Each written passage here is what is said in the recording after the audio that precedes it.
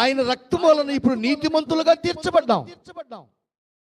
మనమేదో గొప్పవారు అని నీతిలోకి మనల్ని నడిపించలేదు ఆయన. కేవలం మన మీద జాలిపడి కృపచేత, ఆయన కృపచేతనే నీతిమంతులుగా మనలను తీర్చి నీతిమంతమైనటువంటి రక్షణలోకి నడిపించి, దేవుని బిడ్డలారా, ఆయన ఉగ్రత నుండి మనలను తప్పించాడు. పాపమునకు జీతం ఏంటమ్మా? మరణం. పాపమునకు వచ్చి జీతము మరణం.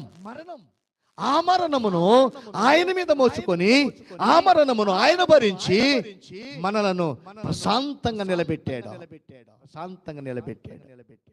మీదటనైనా జాగ్రత్తగా ఉంటావా అని హెచ్చరిస్తున్నాడు.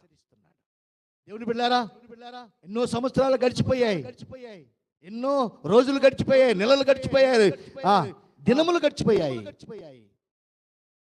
ఆయన ఆరోగ్యాన్ని ఇచ్చాడు, ఆయుష్నిచ్చాడు.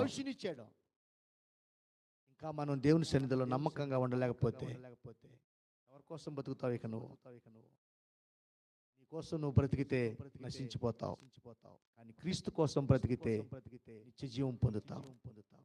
నీ కోసం నువ్వు బ్రతికితే నశించిపోతావు, కానీ క్రీస్తు కోసం బ్రతికితే నిత్య జీవాన్ని పొందుతావు.